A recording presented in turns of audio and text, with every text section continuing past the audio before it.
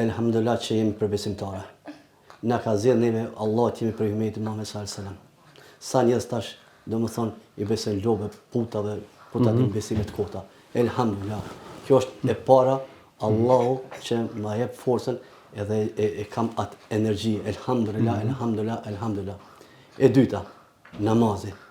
Më jep qetësi shpirtërore, psiqike, gjitha. Aty e gjej, si ti ngres dur. Allahu Akbar, çdo gjë që lëm mrapa shpinës, dynjan, çdo gjë. Allah ty ja paraqes gjitha kërkesat Allah, gjitha nevojat për çka kam nevojë. E treta, kur shkoj rrugës për në xhami, kur e dëgjoj ezanën, elhamdulillah, që Allah po ma mundson që të përgjigjem ezanit. Thirrjes Allahut.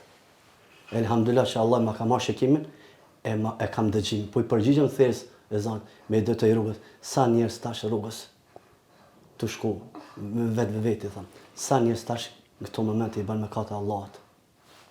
Droga, alkooli, zinaja, kamata, subhanallah. E katërt.